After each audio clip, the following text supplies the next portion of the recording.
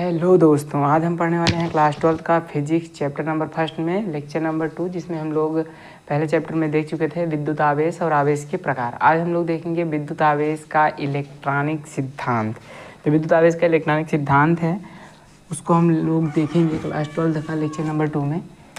तो क्लास 12, ठीक है, लेसन नंबर 1, ठीक। क्लास 12 का लेसन 1 लेक्चर नंबर 2 में हम लोग आज देखने वाले हैं विद्युत आवेश का इलेक्ट्रॉनिक सिद्धांत, यानी electric theory of electric charge. तो देखते हैं कि विद्युत आवेश का इलेक्ट्रॉनिक सिद्धांत क्या होता है। तो देखेंगे विद्युत आवेश का इलेक्ट्रॉनिक सिद्धांत, विद्युत आवेश का इलेक्ट्रॉनिक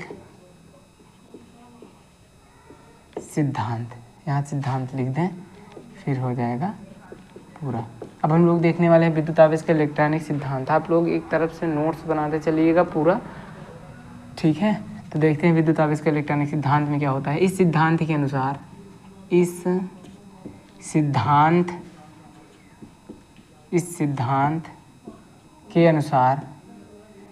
सिद्धांत के अनुसार प्रत्येक पदार्थ, इसे आप लोग केमिस्ट्री में भी पढ़ चुके हो, अनुसार प्रत्येक पदार्थ परमाणुओं से मिलकर बना होता है। किससे मिलकर? परमाणुओं से। इस सिद्धांत के अनुसार प्रत्येक पदार्थ परमाणुओं से मिलकर बना होता है, से मिलकर बना होता है। इस सिद्धांत के अनुसार प्रत्येक पदार्थ परमाणुओं से मिलकर बना होता है। प्रत्येक परमाणु का समस्त भार, प्रत्येक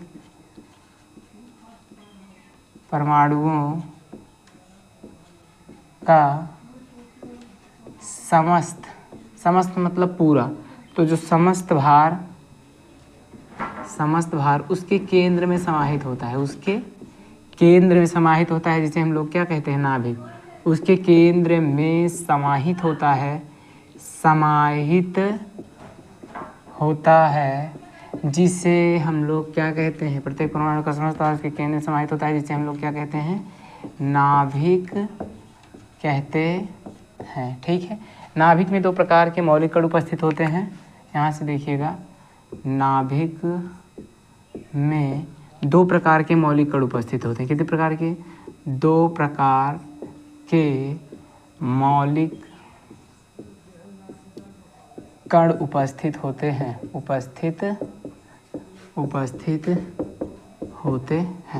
प्रत्येक परमाणु का समस्त भाग के केंद्र में समाहित होता है, जिसे नाभिक कहते हैं। नाभिक में दो प्रकार के मौलिक कण उपस्थित होते हैं, एक तो होता है प्रोटॉन और एक होता है न्यूट्रॉन। प्रोटॉन पर क्या होता है? उपस्थित होता है, ठीक है। दो प्रकार के होते हैं मौलिक कण उपस्थित होता है, प्रोटॉन तथा न्यूट्रॉन, ठीक है।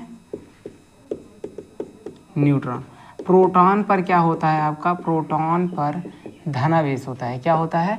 जो प्रोटॉन होता है वो धनावेश यानी पॉजिटिव चार्ज होता है, लेकिन प्रोटॉन पर धनावेश। न्यूट्रॉन जो आपका होता है वो क्या होता है? न्यूट्रॉन उदासीन होता है, मतलब उस पर कोई चार्ज ही नहीं होता, उदासीन होता है, ना प्लस ना माइनस। यदि अगर प्लस भी रहेगा, 4 प्लस है तो 4 माइनस, तो उदासीन हुआ। तो ये जो न्यूट्रॉन होगा वो क्या होगा? उदासीन होगा। जबकि इसके बाहरी कक्ष में, जबकि इसके बाहरी कक्ष में, इसके बाहरी कक्ष में इलेक्ट्रॉन नामक कण क्या होते हैं? इलेक्ट्रॉन नामक कण क्या करता रहता है? वो गति करता रहता है, ठीक है, गति करता रहता है। इसी सिद्धांत को हम लोग क्या कह देते हैं? इलेक्ट्रॉनिक सिद्धांत कहते हैं। ये रहा हमारा विद्युत आवेश का इलेक्ट्रॉनिक सिद्धांत। इसे हम लोग केमिस्ट्री में भी पढ़ चुके हैं कि एक नाभिक रहता है, जिसमें मान लीजिए प्रोटॉन और न्यूट्रॉन रहते हैं। इसके बाहरी कक्ष में जो रहता है वो इलेक्ट्रॉन नामक कण गति करता रहता है। प्रोटॉन पर धनावेश और न्यूट्रॉन जो होता है वो उदासीन होता है, और इलेक्ट्रॉन जो होता है उस पर ऋण आवेश यानी माइनस चार्ज होता है, ठीक है। इसे आप लोग लिख लीजिए अच्छे से कि विद्युत आवेश का इलेक्ट्रॉनिक सिद्धांत में, कि इस सिद्धांत के अनुसार प्रत्येक पदार्थ परमाणुओं से मिलकर बना होता है, और प्रत्येक परमाणु का समस्त भार उसके केंद्र में समाहित होता है, जिसे हम लोग नाभिक कहते हैं। नाभिक में दो प्रकार के मौलिक कण उपस्थित होते हैं, प्रोटॉन तथा न्यूट्रॉन। प्रोटॉन पर धनावेश, न्यूट्रॉन उदासीन होता है, जबकि इसकी बाहरी कक्ष में इलेक्ट्रॉन नामक कण क्या करता रहता है? गति करता रहता है। ठीक है, तो हम लोगों ने देख लिया विद्युत आवेश का इलेक्ट्रॉनिक सिद्धांत। इसे आप लोग स्क्रीनशॉट लीजिए, फिर हम आगे चलते हैं।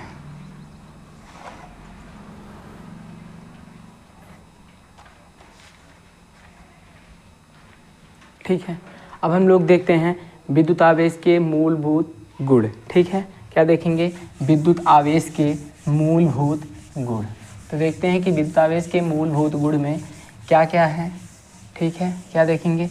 विद्युत आवेश का मूलभूत गुण। ठीक है, वो रहेगी विद्युत आवेश का, किसका? विद्युत आवेश का मूलभूत गुण। अब हर एक व्यक्ति का, हर एक वस्तु का कुछ ना कुछ गुण होता है। जैसे विद्युत आवेश का मूलभूत जो गुण होता है उसे हम लोग देखेंगे तो हर एक चीज़ का गुण होता है। हम लोगों के गुण होते हैं कि देखते हैं, चलते हैं, दौड़ते हैं, खाते हैं, ये हम लोगों के गुण हो गए। लेकिन ये जो आवेश है उसका गुण क्या होता है? तो सबसे पहले देखेंगे इसका गुण, पहला वाला तो ये होगा सजाती। क्या होगा? सजाती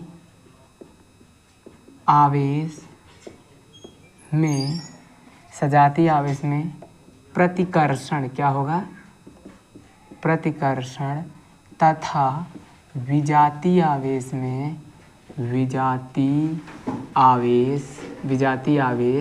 में आकर्षण। ये जो है विद्युत आवेश के पहला गुण है। ठीक है, तो देखिए सजातीय आवेश का मतलब जो आवेश होंगे वो दोनों समान होंगे।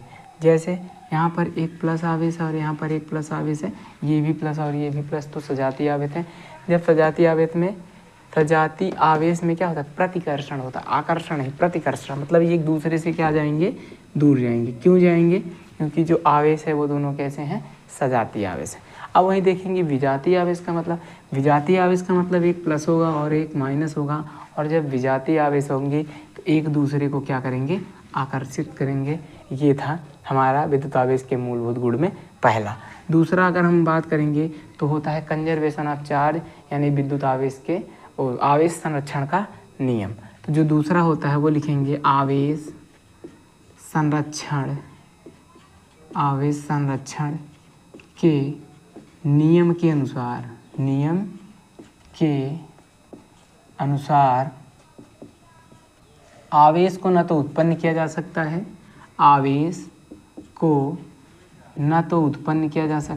न तो उत्पन्न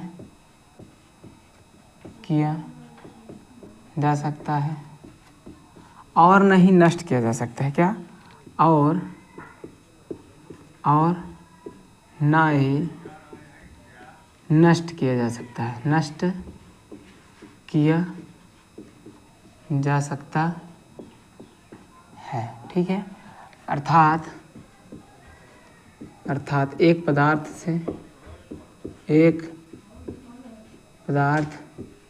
से दूसरे पदार्थ पर स्थानांतरण किया जा सकता है। ये हमारे हो गए विद्युत आवेश का मूलभूत गुण। तो विद्युत आवेश का पहला देखिए सजातीय आवेश में प्रतिकर्षण तथा विजातीय आवेश में आकर्षण होता है। और जो दूसरा देखें आवेश संरक्षण का नियम, तो आवेश संरक्षण के नियम के अनुसार आवेश को न तो उत्पन्न किया जा सकता है और न ही नष्ट किया जा सकता है, बल्कि एक पदार्थ से दूसरे पदार्थ पर स्थानांतरण किया जा सकता है। ये जो हम लोगों ने देखा ये था विद्युत आवेश के मूलभूत गुण। विद्युत आवेश के मूलभूत गुण हो गए। अब इसे आप लोग स्क्रीनशॉट लीजिए, फिर हम लोग आगे चलते हैं। ठीक है,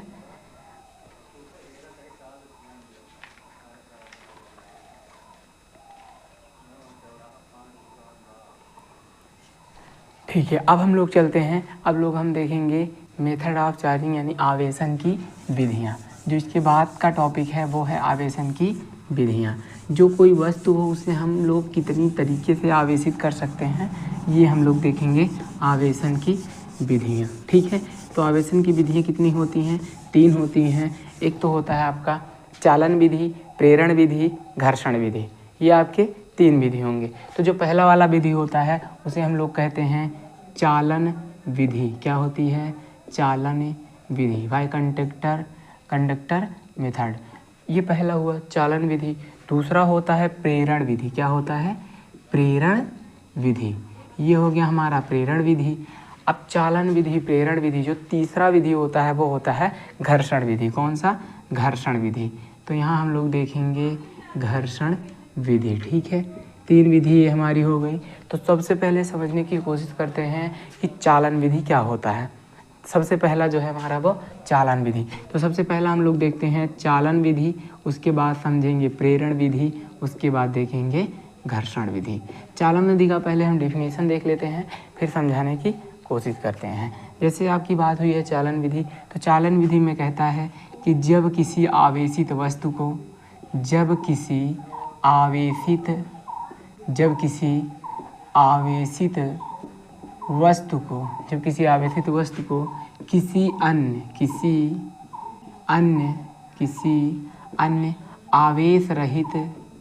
किसी अन्य आवेश रहित वस्तु से स्पर्श कराया जाता है। क्या कराया जाता है?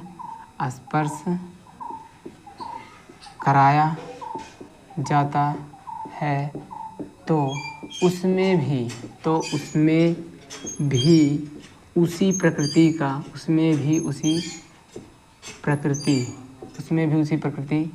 का आवेश उत्पन्न हो जाता है। उसी प्रकृति का आवेश उत्पन्न हो जाता है। इसी विधि को हम लोग क्या कह देते हैं?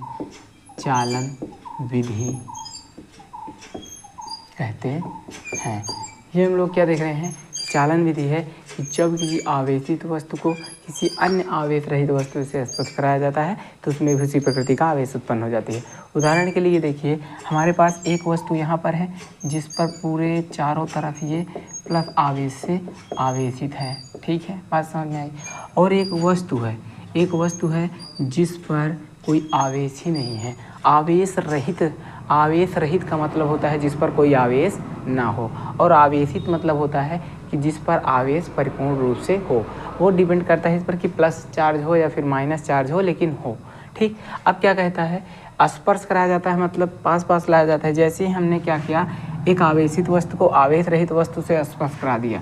इस पर प्लस चार्ज था यहाँ से पहले से ही, तो हमने जब दूसरी वस्तु को यहाँ से स्पर्श करा दिया, पास में ला दिया, तो इस पर भी प्लस आवेश आ गया, यानी उसी प्रकृति का आवेश उत्पन्न हो गया। और आवेशन की इसी विधि को हम लोग क्या कह देते हैं?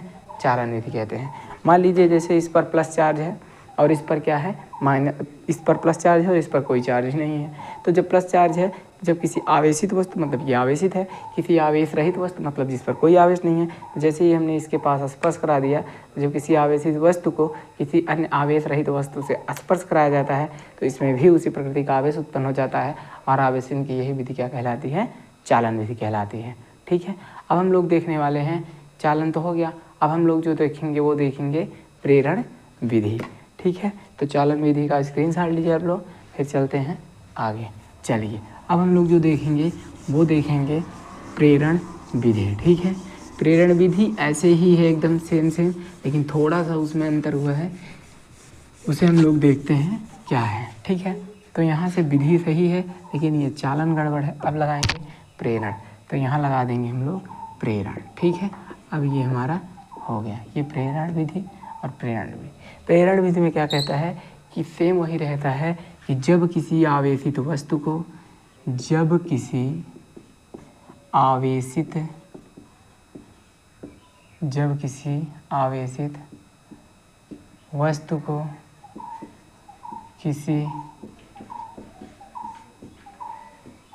अन्य आवेश रहित वस्तु से स्पर्श कराया जाता है तो उसके निकटतम है ना, तो ये माँ पे याद आता रहेगा, निकटतम पृष्ठ पर उसी उसी प्रकृति का आवेश उस पृष्ठ पर उसके विपरीत आवेश है ना स्पर्श कराया जाता है तो उसके निकटतम पृष्ठ पर विपरीत आवेश उत्पन्न होता है। विपरीत मतलब क्या होता है? उल्टा। विपरीत आवेश उत्पन्न होता है और आवेशन की यही विधि क्या कहलाती है? आवेशन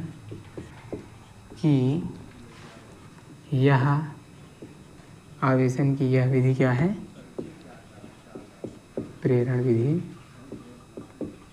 ठीक है। अब इसमें है कि जब किसी आवेशित वस्तु को किसी अन्य आवेश रहित वस्तु से स्पर्श कराया जाता है तो उसके विपरीत आवेश उत्पन्न हो जाता है। इसका मतलब समझिए कि जैसे ठीक प्लस आवेश है, आवेशित है। अब इसके बगल में जो आवेश रहित है इस पर कुछ आवेश नहीं।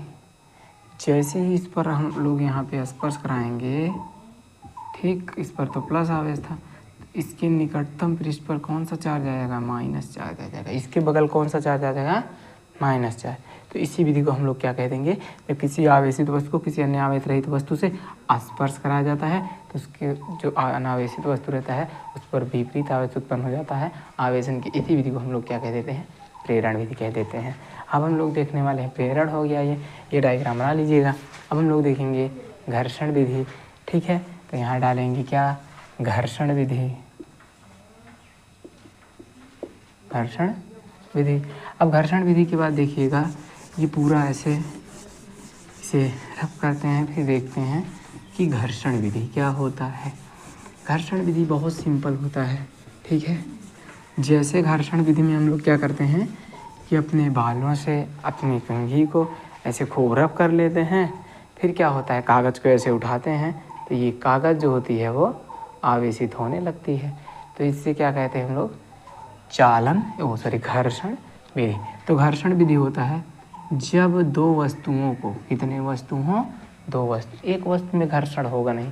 जिस तरीके से हम लोग ताली एक हाथ से नहीं बजा सकते उस तरीके से घर्षण एक वस्तु में नहीं होगा। घर्षण होने के लिए दो ऑब्जेक्ट यानी दो वस्तु का होना अनिवार्य है। तो लिखेंगे जब दो वस्तुओं को क्या? जब दो वस्तुओं को किस में रगड़ा जाता है? आपस में। जब दो वस्तुओं को आपस में रगड़ा जाता है, क्या किया जाता है? रगड़ा जाता है तो इसमें से इलेक्ट्रॉनों का, किसका?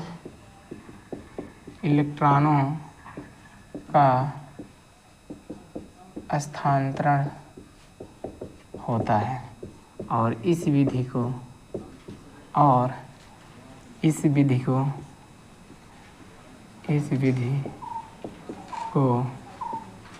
घर्षण विधि कहते हैं।